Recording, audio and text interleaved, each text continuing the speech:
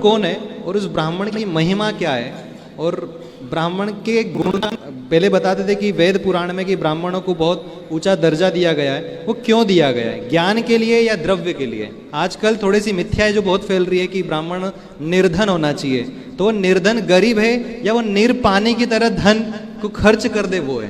तो आप ब्राह्मण की महिमा का कुछ थोड़ा सा वर्णन बताएं। वैसे तो चारों वर्ण श्रेष्ठ हैं, ब्राह्मण, क्षत्रिय, वैश्य और शूद्र। जैसे आप मंदिर बनवाते हैं तो मंदिर में एक ही कुम्हार की बनाई ईंट सारे मंदिर में लगती है, एक ही भट्टे पर पकी हुई ईंट सारे मंदिर पर लगती है। ईंट एक ही व्यक्ति बनाता है, एक ही सांचे से बनाता है, एक ही खेत की माटी से बनाता है, लेकिन वही ईंट जो शिखर पर लगती है, जो नींव में लगती है, और एक ईंट देहरी पर लगती है। जब आप मंदिर में प्रवेश करते हैं तो शिखर की और नींव की ईंट को प्रणाम नहीं करते, पर देहरी को प्रणाम करते हुए आगे बढ़ते हैं। ईंट तो सारी वही है, लेकिन कौन सी ईंट को प्रणाम किया गया? द्वार की ईंट को। जब आप बिहारी जी जाते हैं तो देहरी को प्रणाम करते हैं ना। देहरी पर जो पत्थर लगा है बिहारी जी के मंदिर में, उसी पत्थर से पूरे मंदिर का निर्माण है। लेकिन पूरे मंदिर के पत्थर को कोई प्रणाम नहीं करता, पर देहरी के मंदिर में जो देहरी में पत्थर लगा है उस पत्थर को प्रणाम करके लोग अंदर प्रवेश करते हैं, उस देहरी पर माथा टिकाते हैं। उसी प्रकार चारों वर्ण श्रेष्ठ हैं, पर ब्राह्मण को देहरी माना गया है, इसलिए उसका आदर देहरी की तरह। ईंट तो एक ही कुम्हार की है।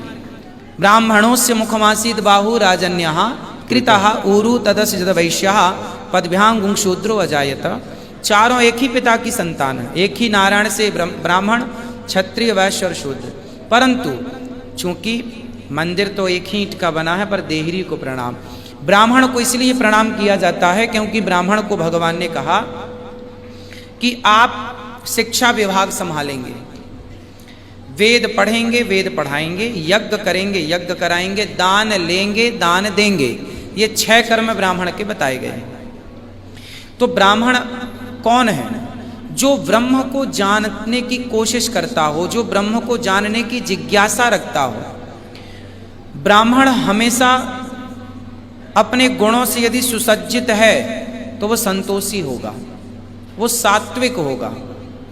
उसके कर्म को प्रणाम किया जाता है। सवेरे 4 बजे गंगा जी में डुबकी केवल ब्राह्मण ही अपने नित्य कर्म के लिए लगा सकता है। बाकी लोग सोचेंगे थोड़ा दिन आ जाए, थोड़ा 5 बज जाए, थोड़ा 6 बज जाए, पर ब्राह्मण अपने कर्म के प्रति ना वो सर्दी, ना गर्मी, ना बारिश, वो कर्म की सजगता। ब्राह्मण की जिम्मेदारी ज़्यादा है।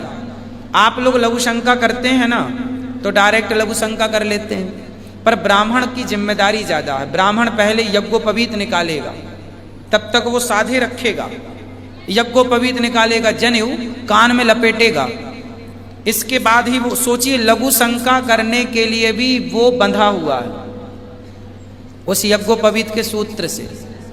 मतलब ब्राह्मण की मर्यादाएं ज़्यादा हैं, ब्राह्मण के जीवन में नियम ज़्यादा हैं। ब्राह्मण शौच करने जाएगा तो बाकी लोग भी, ये नियम सबके लिए है, पर आज भी ब्राह्मण इस चीज का पालन कर रहे हैं कुछ %। शौच करने जाएगा तो नहाएगा, बिना नहाए 3 बार जाएगा तो 3 बार नहाएगा। आज भी ब्राह्मण 3 बार सूर्य भगवान को जल चढ़ाता है, सुबह, दोपहर और। उन ब्राह्मणों के तप बल से आज ये संस्कृति जीवित है, बची हुई है। तो जिनके त्याग और तपस्या से संस्कृति जीवित है, जो समाज की संस्कृति को बचाए रखा है, इसलिए ब्राह्मण समाज में पूजित है। वो अपने त्याग और तपस्या के बल पर पूजित है।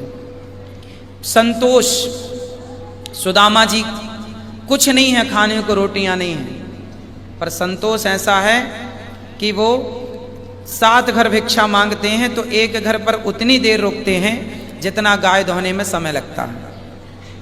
और भगवान कृष्ण के पास गए सुदामा जी तो मांगने नहीं गए, अपनी हैसियत के अनुसार 4 मुट्ठी चावल देने के लिए गए थे। इसलिए ब्राह्मण का त्याग जब भगवान ने देखा ना, तब सुदामा को बिठाए अपने आसन पर और चरण धुलने लगे। भगवान क्या बोले? देख सुदामा की दीन दशा, करुणा करके करुणा निधि रोए। पानी परत को हाथ छुओ नहीं, नैनन के जल से पग धोए। नैनों के जल से भगवान ने सुदामा के चरण धोए। इसलिए ये दास अनिरुद्ध भी यहाँ जो ब्राह्मण पाठ कर रहे हैं, प्रत्येक ब्राह्मण के चरणों को धुलकर मैं चरणामृत लेने की कोशिश करता हूँ। क्योंकि ब्राह्मणों को भगवान पूजे हैं, गाय को भगवान पूजे हैं। ब्राह्मणों की पूजा भगवान ने की तो समाज को भगवान ने कहा कि जो ब्राह्मण संस्कृति को, सनातन संस्कृति को बचाए रखें। इतने आक्रांता आए, 700 साल तक देश गुलाम था, 500 साल मुगलों के द्वारा, 200 वर्ष तक अंग्रेजों के द्वारा, सैकड़ों साल तक देश गुलामी की जकड़ में था। लेकिन फिर भी गीता बची, रामचरितमानस बची, हमारे वेद पुराण बचे। किन की बदौलत बचे? उन ब्राह्मणों ने चीजों को कंठस्थ कर लिया। आग लगा दी नालंदा विश्वविद्यालय में मुगलों ने, सारा पुस्तकालय, सारी लाइब्रेरी जल करके राख हो गई। लेकिन उन लोगों ने उन पुस्तकों के बल पर नहीं रहे, उन पुस्तकों का ज्ञान कंठस्थ किए थे। उन ब्राह्मणों के त्याग तपस्या के बल पर जंगल जंगल घूमते रहे कि हमारी विद्या, सैकड़ों लाखों ब्राह्मणों की हत्या हुई है उस समय मुगलों के द्वारा। जो जो कंठस्थ थे वेद पुराण, जिन जिन को, सबको चुन चुन के, गिन गिन के, पकड़ पकड़ के मारा गया।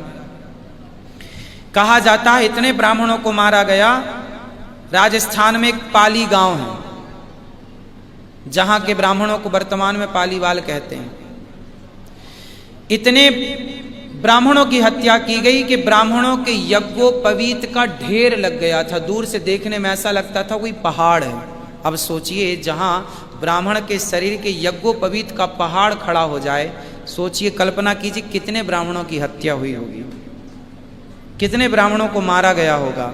मर कर भी अपनी संस्कृति को जीव। आज आप गीता सुनते हैं, रामायण सुनते हैं, तो इन ग्रंथों को तो जला दिया गया था अंग्रेजों के द्वारा, मुगलों के द्वारा। वो ब्राह्मणों ने कंठस्थ, कुछ लिपि रह गई, बचाए रखा। पैसा ना लेके भागे, लिपियां लेके भागे।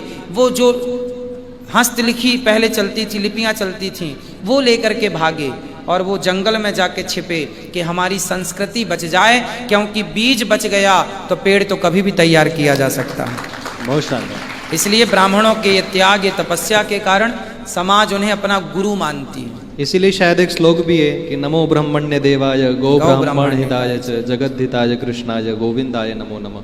मैं भी सभी ब्रह्मजनों को प्रणाम करता हूँ।